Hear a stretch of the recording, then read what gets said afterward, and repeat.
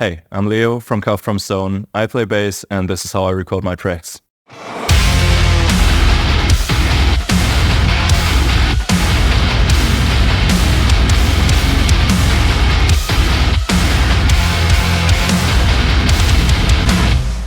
The first thing I want to be talking about is the instrument you're using, because that obviously has a huge influence on the sound you're going to be getting. I'm using a Dingwall Nolly Get Good signature bass with 3 pickups and 5 strings. The strings I'm using are Ernie Ball super long scale strings in standard gauge from 45 to 130, but because of the multi-scale feature of the bass, I'm able to drop them down to F sharp without any problems. Obviously, if you want to achieve a good DI signal, what you need is good pickups and good preamps. In this case, it has the Douglas tone capsule in it, and I'm very happy with it.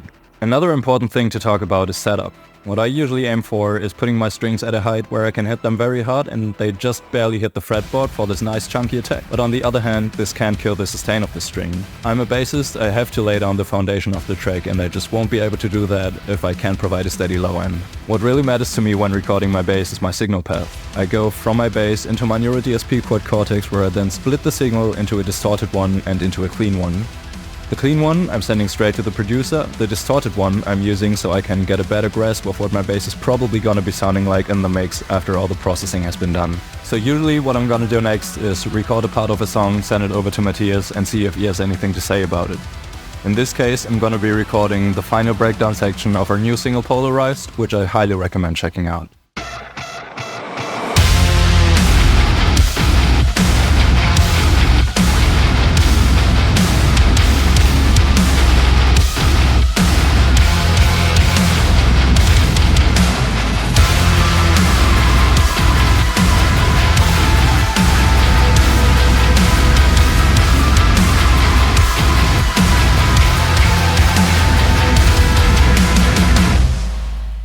So that was a pretty good take, I'd say. I'm gonna call Matthias and see if he has anything to criticize.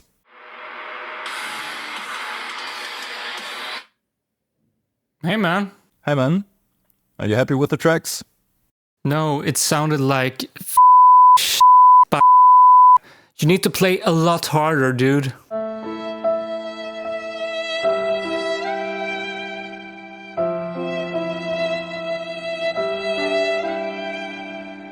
Okay, Matthias didn't like the tracks, but that's alright because there are many things we can do about it. The two main things are, one, changing strings, because when recording music like this, you are usually aiming for a very overtone heavy, very attacky kind of bass tone, which we're not gonna be able to achieve without strings. And the second thing I'm gonna do is pick the strings way harder this time, so the attack is being exaggerated even more.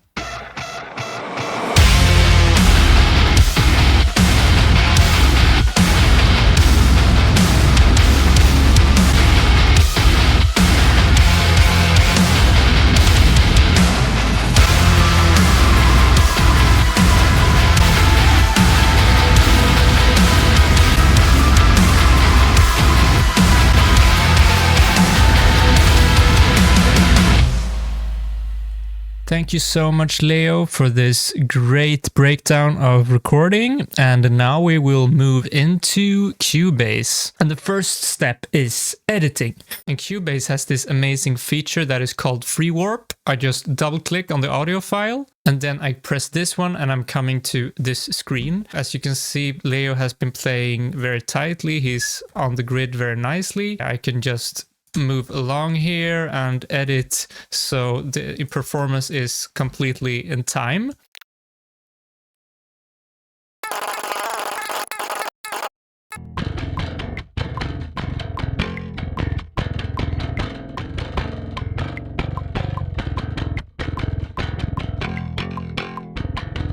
Okay, for the purpose of this video, I think that's good enough. After adjusting the timing, I usually go in and add silences where it's needed. So here is like a staccato part.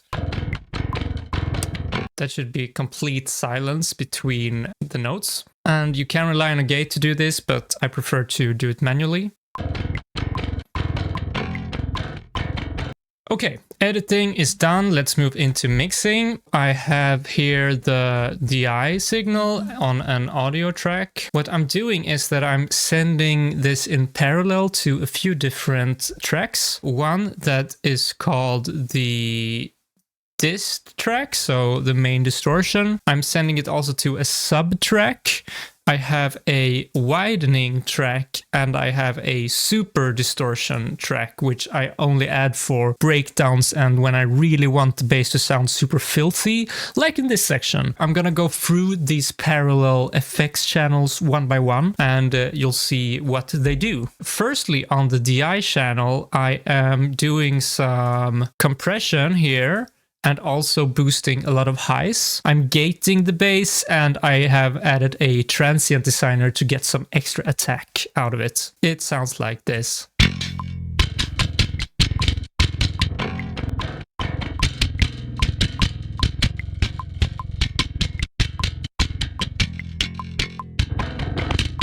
Quite an extreme effect, but it will make sense once I add the distortion. So let's start with the distortion track. And I'm beginning with this equalizer. This won't make sense until we have the distortion engaged. So I will disable it for now and move into firstly the effect rack. This is an optional step. It's mainly to add like a little bit of pre-compression and the distortion.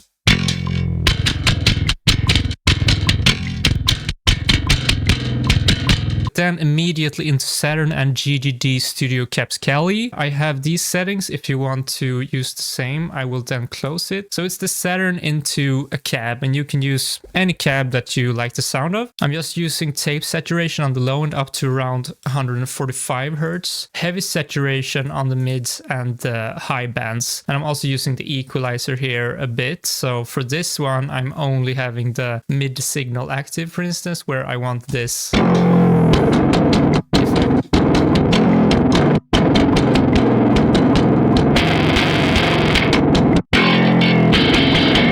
So it's a really gnarly bass tone. This is when I then add the equalizer that I have first in the chain, because it allows me to direct which frequencies are being pushed into the Saturn. So it's a lot of this stuff.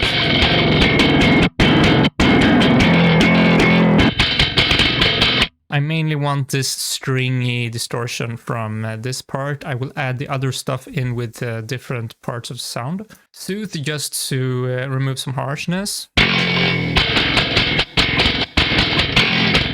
Then I have a equalizer that looks something like this, and also a multiband compressor just to keep all of the frequencies super level. I can say in general for bass, you can process it super heavily for this style. It takes processing very well. I would not recommend this heavy processing on all signals, but for distorted bass in a modern metal context, it works really well.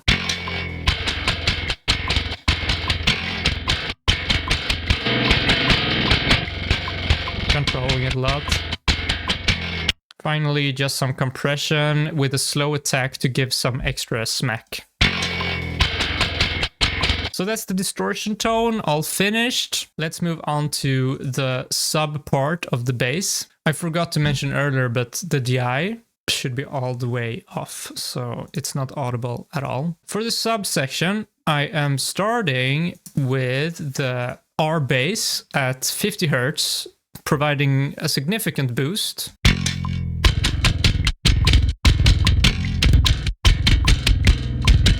Making it more fat. Then filtering it off with an equalizer looking like this. Sounding cool, but it's very now pointy, and I want the bass super even. So I then have the flatline clipper, which will make it even. It will also add a lot of artifacts, so it will sound awful, but we will take care of that after this. Then another filter. You can hear the low end is super consistent sounding now. And finally a compressor. It doesn't need to be a multi-band compressor because I'm only using one band, so it can be just a very clean compressor to add some extra leveling. Together with the distortion.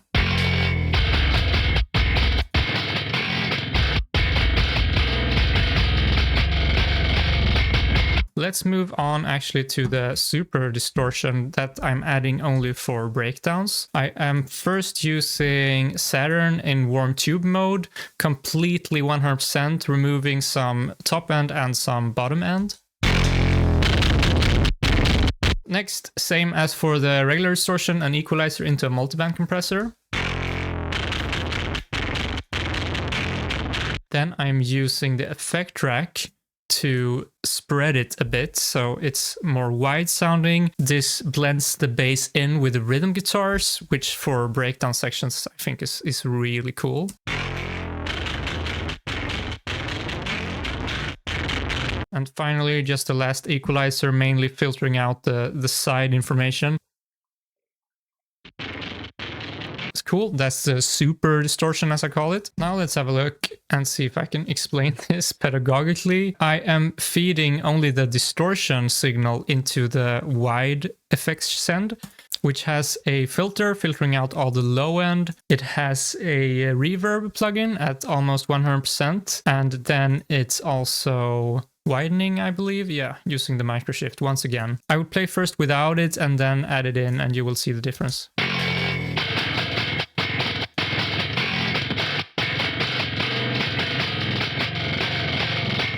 Okay, what we have so far sounds like this.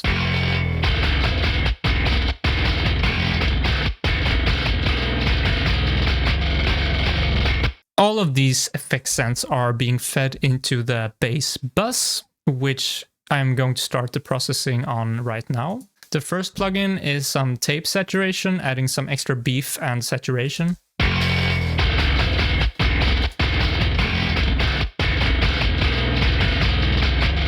Bass Mint, one of my favorite plugins both for bass and low tuned guitars. It removes rumble in the signal.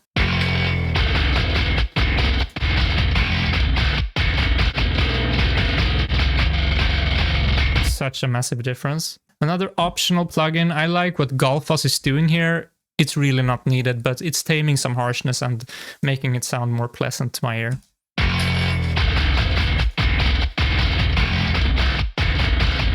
Next, I have just another gate to make all of the transitions super tight, and also the bomber for some added impact.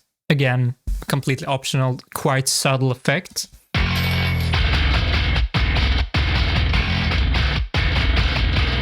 And finally, just a limiter to keep it super even. I want the low end to be even more consistent, so I'm going to add a bit more compression to it.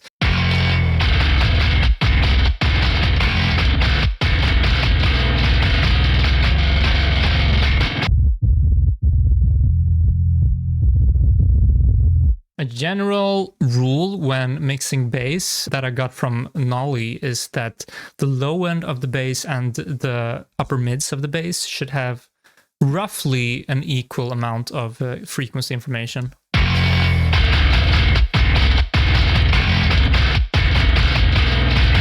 I have a bit more extra high-end information because of this super distortion bus to have it cut through in the breakdown, but yeah, roughly equal amounts.